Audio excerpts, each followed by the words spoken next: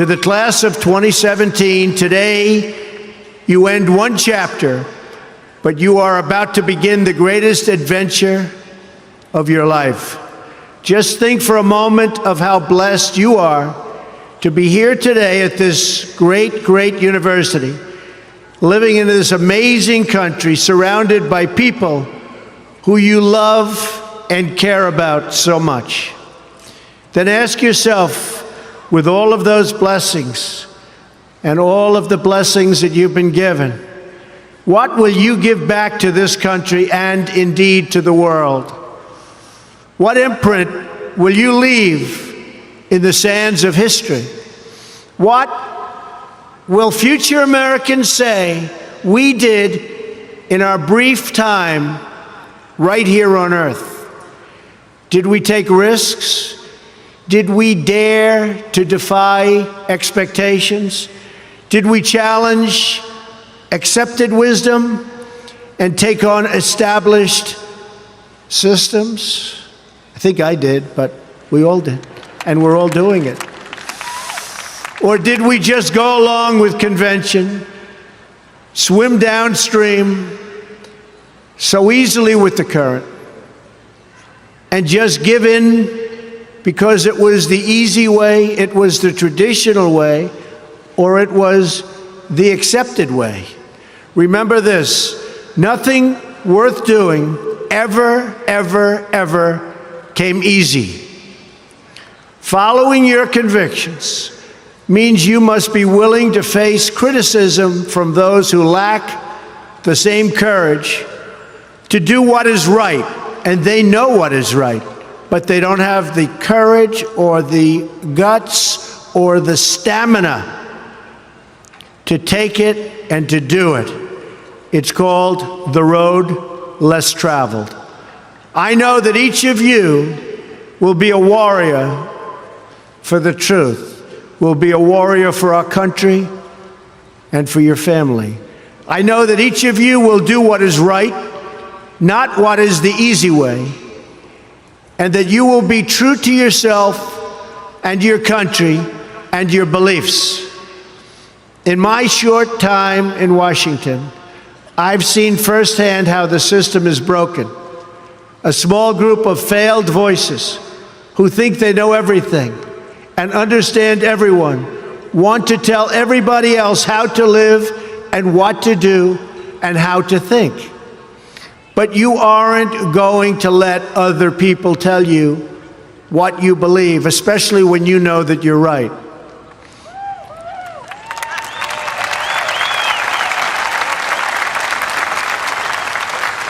And those of you graduating here today who have given 500,000 hours of charity last year alone, unbelievable amount of work and charity, and few universities or colleges can claim anything even close. We don't need a lecture from Washington on how to lead our lives. I'm standing here looking at the next generation of American leaders. There may very well be a president or two in our midst. Anybody think they're going to be president? Raise your hand. In your hearts are inscribed the values of service, sacrifice, and devotion. Now you must go forth into the world and turn your hopes and dreams into action. America has always been the land of dreams because America is a nation of true believers. When the Pilgrims landed at Plymouth, they prayed.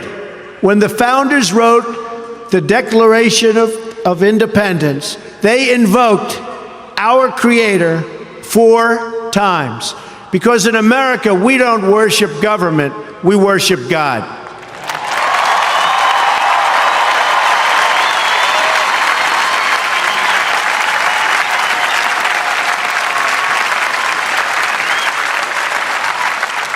That is why our elected officials put their hands on the Bible and say, "So help me God," as they take the oath of office.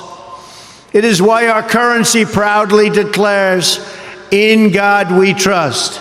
And it's why we proudly proclaim that we are one nation under God every time we say the Pledge of Allegiance.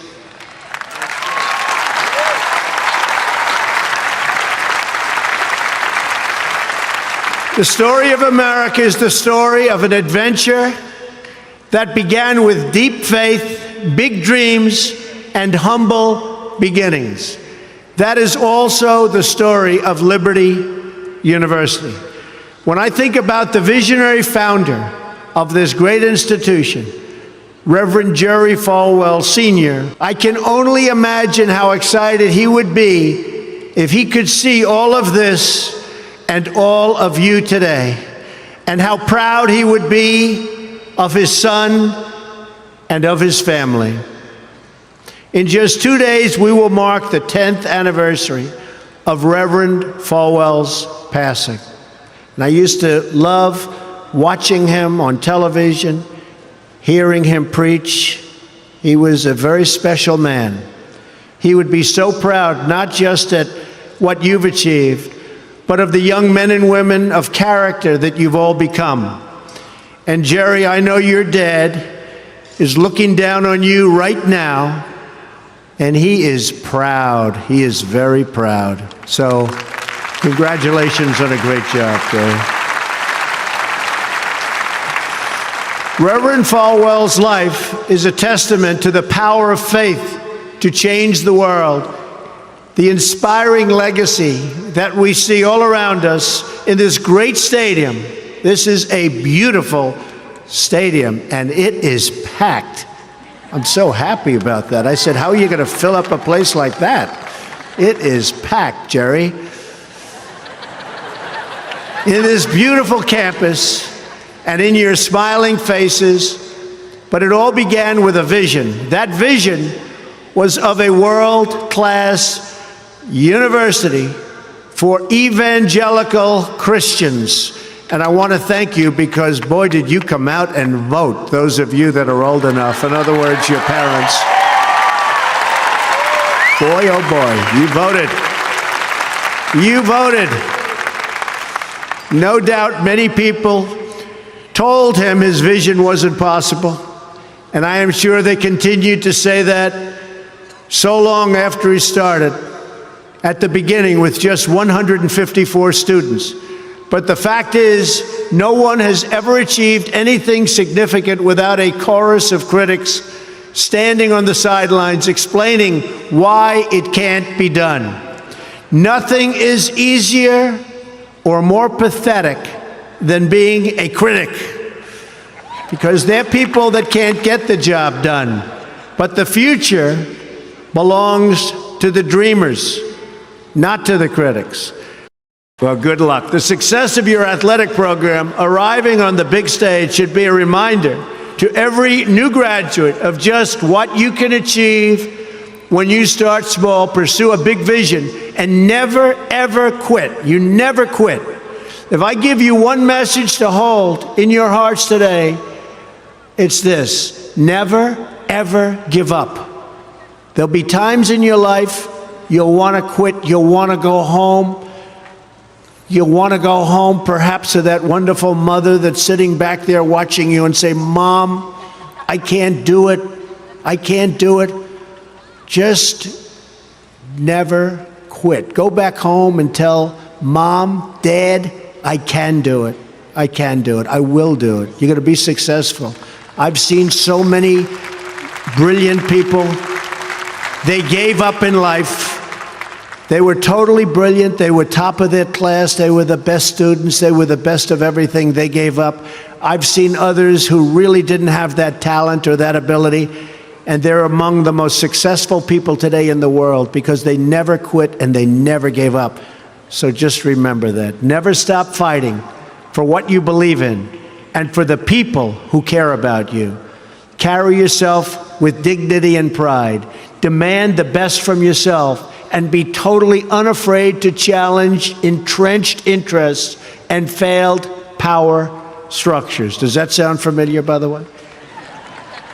The more people tell you it's not possible, that it can't be done, the more you should be absolutely determined to prove them wrong. Treat the word impossible as nothing more than motivation. Relish the opportunity to be an outsider. Embrace that label. Being an outsider is fine. Embrace the label, because it's the outsiders who change the world and who make a real and lasting difference. The more that a broken system tells you that you're wrong, the more certain you should be that you must keep pushing ahead. You must keep pushing forward. And always have the courage to be yourself. Most importantly, you have to do what you love. You have to do what you love. I've seen so many people, they're forced through lots of reasons, sometimes including family, to go down a path that they don't want to go down, to go down a path that leads them to something that they don't love, that they don't enjoy. You have to do what you love, or you most likely won't be very successful at it. So do what you love. I want to recognize a friend who is here with us today, who can serve as an inspiration to us all. Someone who doesn't know the meaning of the word quit. Real champion. A true champion. Both on the field, off the field. He's a Hall of Fame quarterback for the Buffalo Bills. Really a good friend of mine, an amazing guy, Jim Kelly. Where's Jim? He's here someplace. Where's Jim? Stand up, Jim. What a great man. Jim Kelly. He was tough.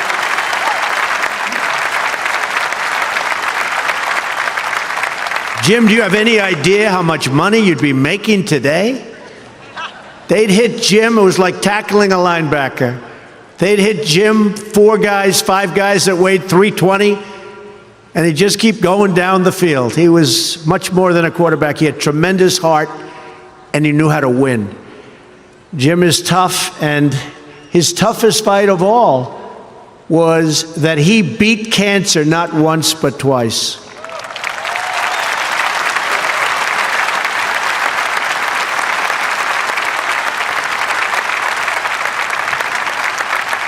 And I saw him and his incredible wife as they were in a very low moment.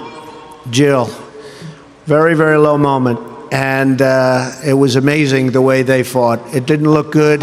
I would have said, maybe it's not going to happen. But there was always that hope because of Jim and Jim's heart. But I want to just say it's great to have you here today, Jim, and these people are big, big fans. And if you could get a young version of Jim Kelly, you'll be beating a lot of teams, Jerry.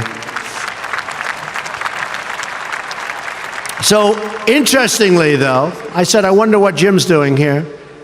His daughter, Erin, crosses the goal line to you and today with you. So, Erin, stand up. Where are you, Erin? Where is Erin? Congratulations, Erin.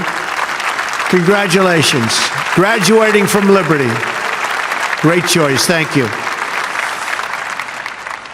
Liberty University is a place where they really have true champions. And you have a simple creed that you live by, to be really champions for Christ. Whether you're called to be a missionary overseas, to shepherd a church, or to be a leader in your community, you are living witness of the gospel message of faith, hope, and love. And I must tell you, I am so proud as your president to have helped you along over the past short period of time. I said I was going to do it, and Jerry, I did it. And a lot of people are very happy with what's taken place, especially last week. We did some very important signings. Right, James? Very important signings.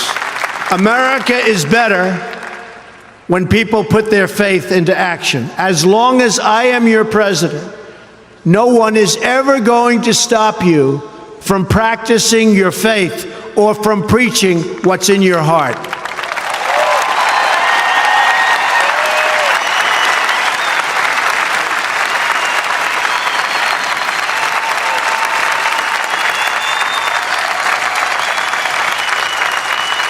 We will always stand up for the right of all Americans to pray to God and to follow His teachings.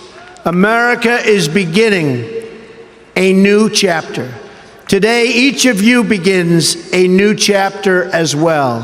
When your story goes from here, it will be defined by your vision, your perseverance, and your grit. That's a word Jim Kelly knows very well, your grit. In this, I'm reminded of another man you know very well and who has joined us here today. His name is George Rogers, Liberty University CFO and Vice President for a quarter of a century. During World War II, George spent 3.5 years as a prisoner of war. He saw many of his fellow soldiers die during the Bataan Death March. He was the victim of starvation and torture as a prisoner of war. When he was finally set free, he weighed just 85 pounds and was told he would not live past the age of 40. Today, George is 98 years old.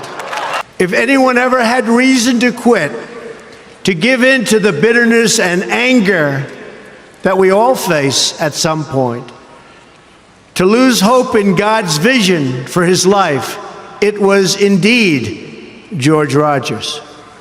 But that's not what he did. He stood up for his country. He stood up for his community. He stood up for his family. And he defended civilization against a tide of barbarity. The kind of barbarity we're seeing today and we've been witnessing over the last number of years. And I just want to tell you, as your president, we are doing very, very well in countering it. So you just hang in there. Things are going along very, very well. You'll be hearing a lot about it next week from our generals. Things are going along very, very well.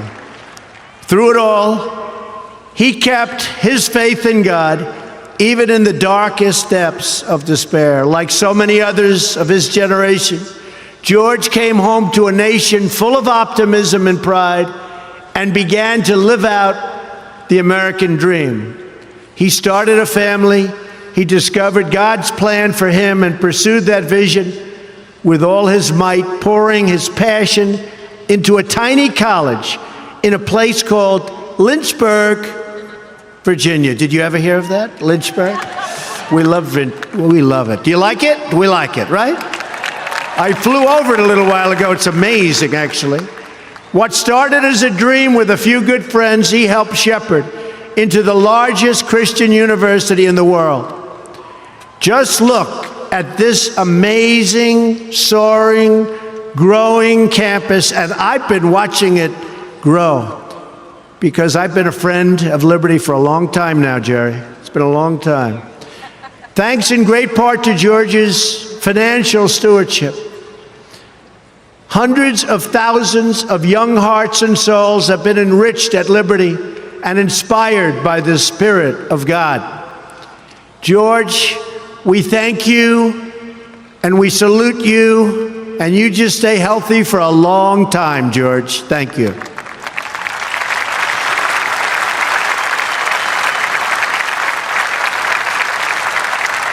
Now it falls on the shoulders of each of you here today to protect the freedom that patriots like George earned with their incredible sacrifice.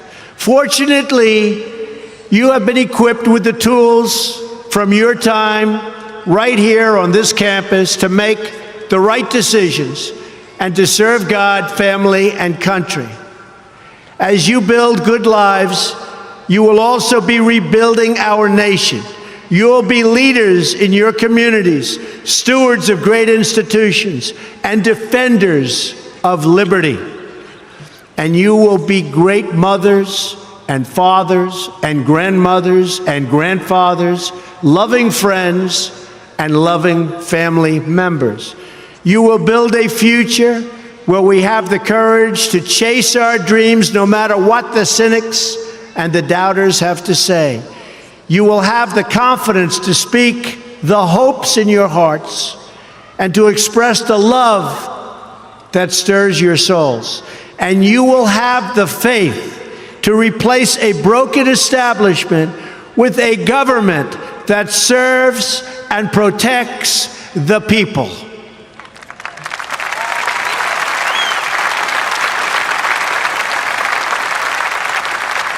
We must always remember that we share one home and one glorious destiny. Whether we are brown, black, or white, we all bleed the same red blood of patriots. We all salute the same great American flag. And we are all made by the same Almighty God. As long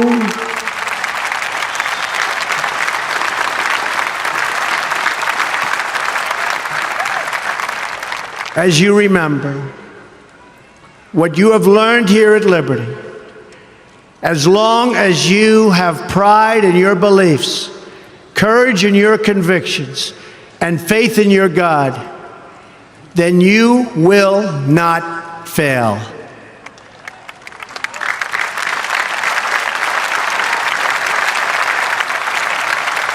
And as long as America remains true to its values, loyal to its citizens, and devoted to its Creator, then our best days are yet to come. I can promise you that.